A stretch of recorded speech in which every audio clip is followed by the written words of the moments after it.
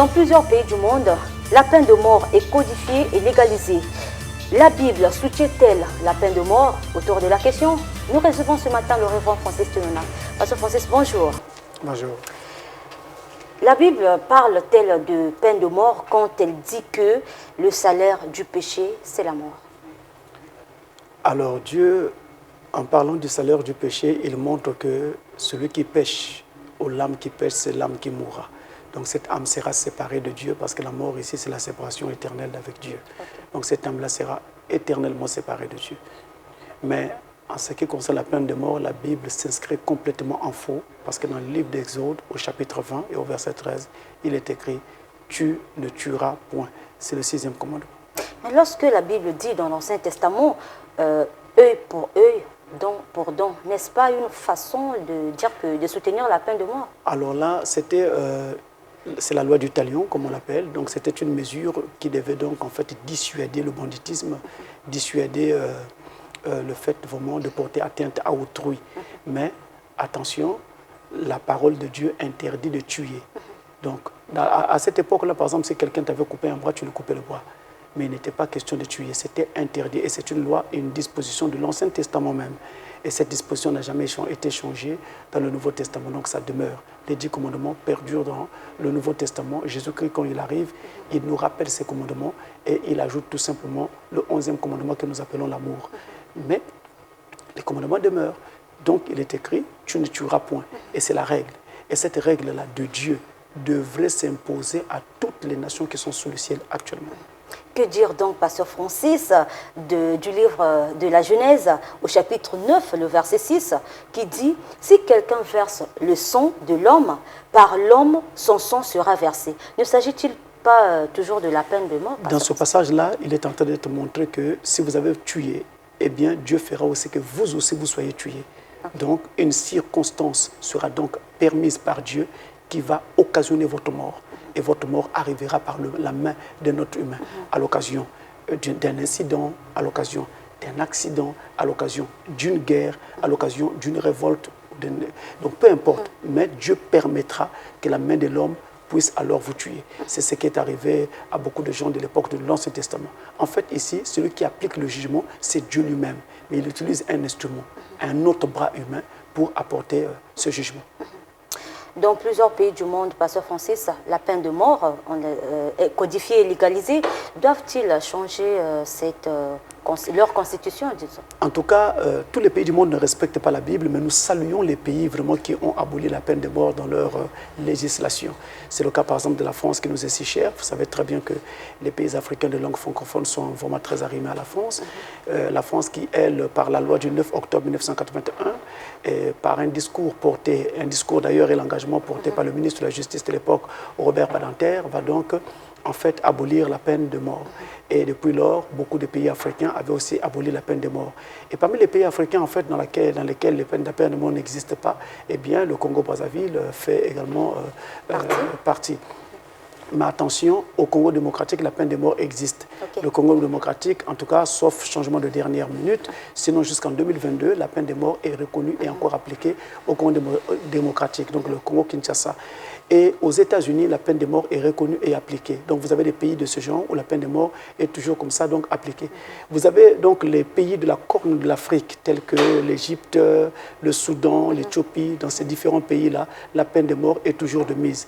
Mais dans la plupart des pays africains, la peine de mort n'est plus appliquée. Il faut dire que dans l'ensemble des pays de la planète, nous avons environ 142 pays dans lesquels la peine de mort a été abolie. Oui. Et je leur dis bravo parce que là, ils s'alignent sur la parole de Dieu, même s'ils ne s'affichent pas ou ne le disent pas tout haut. Et nous avons encore 53, sinon 54 pays dans lesquels la peine de mort est toujours appliquée. Et je voudrais ici transmettre un message aux différents dirigeants de ces pays pour leur dire que la loi de Dieu ne peut être abrogée. Et la loi de Dieu est au-dessus de toutes nos lois et de toutes nos législations. Donc la peine de mort ne doit pas exister dans nos différentes législations. Peu importe le crime commis par un individu, Dieu voudrait que nous puissions donc accorder à cet individu une occasion de se racheter, de se reconstruire.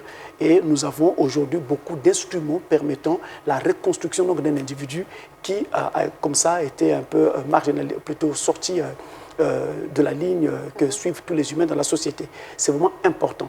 Et tuer quelqu'un n'arrange rien. Parce que quand vous avez tué, vous voyez bien que l'année qui viendra après, il y aura toujours de nouveaux criminels, il y aura encore des tueurs en série, des serial killers, etc. Il y aura toujours tout cela. Mais nous avons besoin de faire en sorte qu'on aide ces gens à se reconstruire et à se réinsérer dans la société. Donc le mieux, c'est de créer peut-être des prisons de correction, justement, que de donner la mort aux gens. La prison, la vraie, n'est pas un lieu avilissant. Okay. Si vous avez dans vos pays des prisons qui sont vraiment des lieux avilissants, eh bien c'est contraire à la dignité humaine. La dignité humaine, reconnue par les Nations Unies, la Charte des Nations Unies, voudrait que nous puissions mettre les gens en prison, mais dans des conditions vraiment humaines. Et non pas qu'ils dorment au même endroit où se trouvent leurs matières fécales, leurs urines, ils mangent aux mêmes endroits. C'est inhumain. Je dis bien c'est inhumain et c'est criminel aux yeux de Dieu. Si pour vous, ceux qui tiennent ces prisons ou ceux qui tiennent ces législations, qui les dirigent, ça ne leur dit rien, mais il y a un Dieu au ciel qui a créé l'humain en général et qui vous regarde. Peu importe le poste ou le rang que vous avez en société, vous allez avoir des comptes à rendre à lui parce que vous êtes en train d'avilir une créature créée par le Dieu du ciel et de la terre. Donc, on n'avilit pas. Ainsi, la prison a plusieurs aspects. Il y a donc des aspects coercitifs.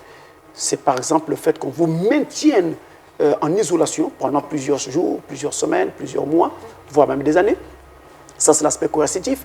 Mais il y a aussi des aspects constructifs, tels que le fait d'apprendre un métier pendant votre séjour en prison. Donc, vous avez comme ça des escapades, des moments où vous sortez et vous apprenez un métier. Il y a aussi des moments de détente où on doit vous permettre de lire, de regarder la télévision, de suivre un film, de partager avec les autres, etc. Ou jouer même au football, ou alors au handball, au basketball, dans l'enceinte même de la prison.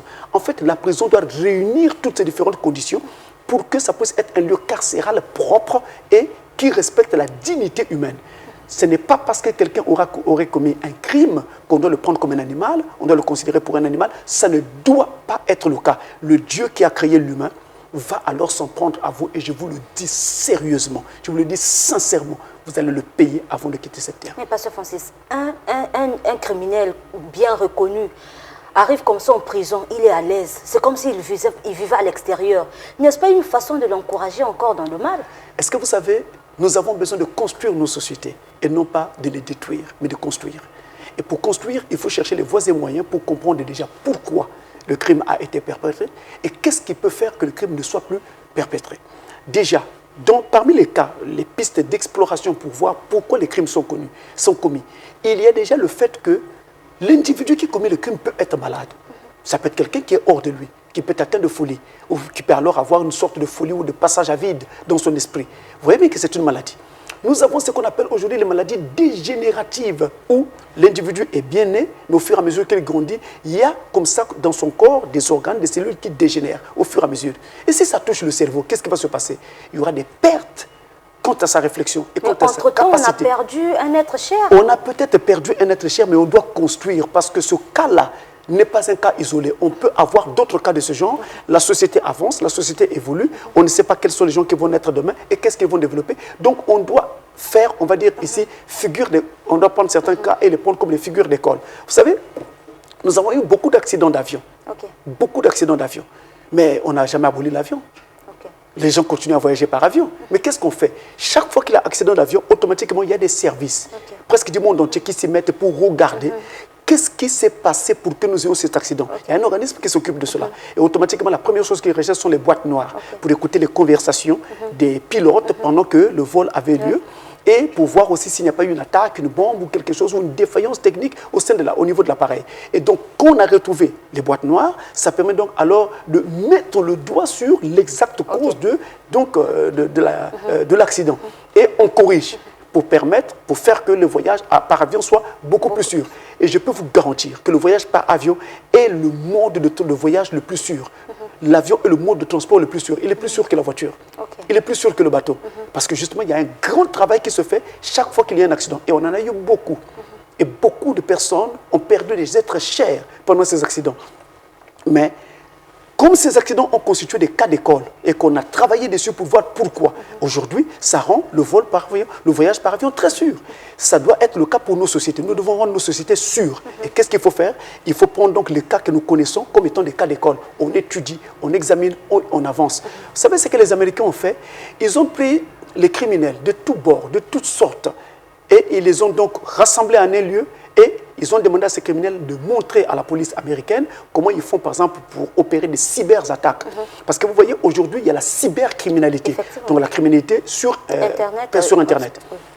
Mais les policiers, les militaires n'étaient pas aguerris à cela, n'étaient pas formés pour cela. Donc eux, sachant que les criminels avaient une longueur d'avance sur eux, qu'est-ce qu'ils ont fait? Ils les ont payés, ils ont fait collaborer.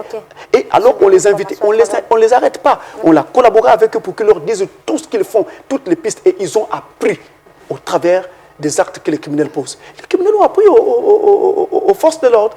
Ça devrait être ainsi. Dans un pays, c'est ainsi qu'on se construit. Mais chaque fois, si vous êtes dans un pays que vous essayez de lever la voix, on doit faire taire cette voix parce que cette voix-là, c'est une voix qui dérange, vous n'avancerez pas. Les autres vont avancer, vous allez rester dans l'Antiquité. Il arrive, Pasteur Francis, il arrive que les gens et les agents de l'ordre dans plusieurs pays mènent des opérations de lutte contre la criminalité que vous venez de citer en tuant les malfrats. Dieu est-il contre eux quand ces derniers participent à l'instauration, bien sûr, de la paix dans les différents pays? En tout cas, l'instauration de la paix dans un pays, qui qu'il soit, ne doit jamais se faire au prix du sang humain. Le sang humain est sacré. La vie humaine est sacrée.